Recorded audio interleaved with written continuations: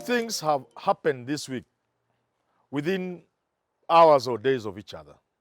Two major events, two major things that have ramifications to the people of this country.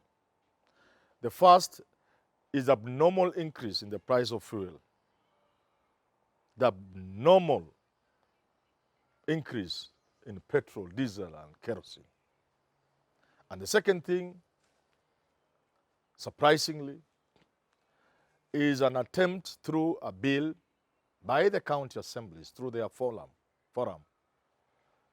to have pensions for governors, speakers of county assemblies, deputy governors, and MCS. These two things are related in a striking way. In a country where many people, a disturbing percentage by World Bank statistics, by the National Bureau of Statistics in this country, by experts, in a country where unemployment is at rates you can't even imagine, that will bring down governments elsewhere. In a country where a disturbing percentage of people go to bed hungry. In a country where about 50% of the population, and I'm talking about World Bank, Kenya National Bureau of Standards, Kenya National Bureau of Statistics, I'm talking about serious statistics. In a country where just about 50% of people live below $1 a day, live below 100 shillings a day. In a country like that, you have MCAs and governors wanting to pass a bill in parliament. I think they'll do it through their county assemblies, whatever, but I think finally it will end up in Senate, to give governors 11 million shilling lump sum payment when they go home after 2 terms. To give the deputy governor things like 7.4 million cash. Shika hii uende nyumbani. You have been a good guy. To give the speaker millions, MCAs 1.7 million. And what is worse, if these proposals become law, if this becomes law, the governor will not only earn 700,000 until they die, but that when they die, because we must all die, and their wife is alive, the wife will take over to continue earning that 700 until she dies. Now you can imagine in a country where people marry many wives, the governor will certainly give this facility to the youngest wife, who could now live another 40 years, earning 700,000 shillings. Due to the deputy governor, the MCS, and so on. Look at the country I'm talking about. It is in this country that you are having petrol sell at 135 shillings per liter. 134, 35 shillings per liter. This is the country I'm talking about. And this then means that many things will be affected. Of course, the most obvious is transport. And the moment you touch transport, you touch everything else. And this is the country I'm talking about. A country in which now, even raising fare to go to work is going to be a nightmare to Kenyans.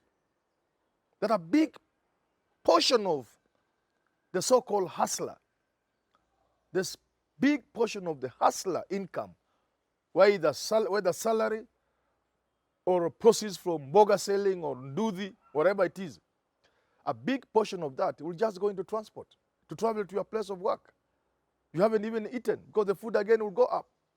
This is the country I'm talking about. And I've said I'm going to do a video. I'll put it also in the print media, in which I'm going to address myself to Raila Odinga and William Ruto. These are the two top contenders. They should stop telling us about the things they're talking about. I want Ruto to tell me how he will finance this bottom-up thing. If all the money is either stolen by Kenyans and by admission of the World, by assessment of the World Bank, admission of our own government, admission of Uhuru Kenyatta when he was finance minister, admission by the same Uhuru when he's president. We lose a third of our budget to thieves. Uhuru talks of 2 billion per day. Per day. How are you going to finance whatever ideas you have, whether it's bottom up or bottom down? How will you finance it? The other part of money, the remaining is lost through exorbitant pays and perks by members of parliament. I challenge Raila Odinga today. I challenge Ruto today. Tell me how you are going to tame the greed of MPs. I have a suggestion for you. Come and tell us. You'll do it. We will vote for you. Otherwise, let's just give you votes to enjoy. You are not going to change this country in any manner. Are you going to abolish the Parliamentary Service Commission? That body that allows an employee to set their own salary and perks.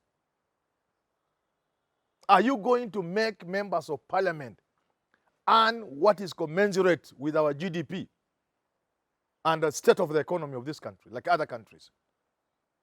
Are you going to ensure an MP gets 150,000 shillings, 200,000 shillings, so that only those who want to serve will join parliament? And there will be no other allowances. How do you pay somebody 1 million shillings as a salary, whatever it is? Then again, you pay him for sitting allowance. You pay me a salary to work. Then when I report on duty, you pay me for sitting on a chair? In a poor third world country. What is your response, Raila Odinga? What is Ruto saying about that? What is your thinking about the whole arrangement of county representation? What's your take? The men who developed Nairobi into the city we inherited and worked with Rubia and Lugonzo up to the time of Margaret Kenyatta, those men were not paid. Those women were not paid, and they are never paid in serious cities. These are serious businessmen and other stakeholders, people who have an interest in the city. It is in their interest to ensure the city works or the town works. These are the people, the aldermen we used to have in this country. This was a person who had a serious interest in Nairobi and sat on the council, city council, to ensure that things worked. There was water, roads were there, the city was clean, because then there will be investment and his business will prosper. Now, and I think it's Moi who started this, councillors used to work on a voluntary basis until around 1978-79. Most of them were teachers in the rural areas. You taught, you got a salary, but you gave voluntary service to the county council.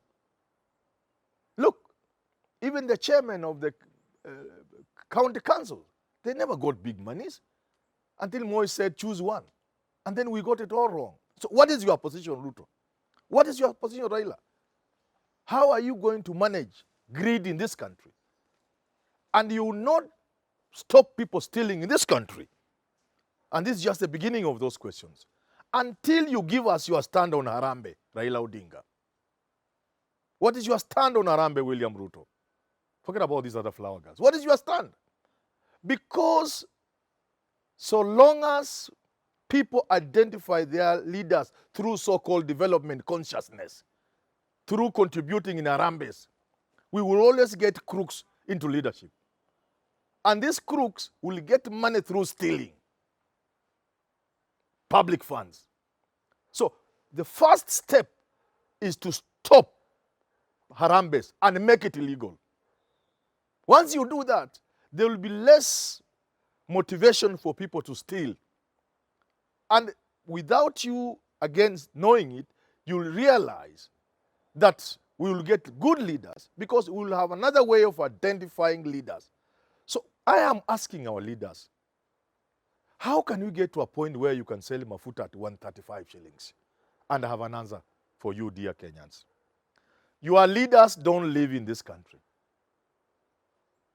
Chinua Achebe, in a famed book, small book, The Trouble with Nigeria, said Shehu Shaga, the president then, didn't live in Nigeria. Yes, you could see him there, but it's not there. African leaders don't live in Africa. They are there physically. But Once you have a leader in this country, at whatever level, a principal of a school, a manager, a director in a state corporation, a CEO, they cease to be themselves. They are surrounded by handlers, sycophants, and they live in a make-believe world. That's why research was done some times back that showed many of retired judges from the Commonwealth, in Africa especially, and India, when they went back to England, those Mzungus who were our first judges, they never lived for 5 years. They died. Why? Because when they are here, they never knew who paid their water bills. They never knew who paid for them electricity. They never knew where their food came from. They never paid rent. They never paid their driver. They never did anything. But when they go back there, they can't afford the same house. They live in a flat. They must do their own grocery. They must pay for electricity, pay for the post to look, and they just die. So our leaders don't live in this country. They are out of touch with reality. That's why mafuta can be 135. If you ask Raila the price of bread, do you think he knows? He doesn't know. If you ask these guys, do they know what this increase means? They don't know because they don't live in this country. And I'm asking our leaders, take time. Even a simple person, when you give him a job, and I know how it works. The moment you get a job, there are people who surround you, shape you, own you. I visited a permanent secretary friend of mine when he had just been appointed. I just laughed. I told him, my friend, these guys are cooking you. Your diary is fixed by people. Oh, today there's a dinner with the Japanese embassy. Oh, there's a cocktail where. Oh, you are doing this. They own you, and your brain goes on leave. And if you have small, little capacity, not much capacity, like most of us are, with limited capacity, then you realize you will not work for Kenyans. So mafuta hii inaongezeka kwa sababu viongozi wetu hawaishi hapa Kenya. Hawajui maana ya kuongeza mafuta. Hawajui maana ya shida wananchi wanapitia. Hawajui hata bei ya mkate. Kwa hivyo wanapoongeza mafuta, wanaongeza kiholela holela tu. Because if it was a must, because there are factors that could be responsible. I'm not a fool, and I'm not an economist, but I know there are factors beyond the government. The dollar factor, increase in crude oil prices, and so on and so forth. I know all those. But I also know that about 50% of the cost of a liter of petrol are government taxes and levies. Government can do something about those.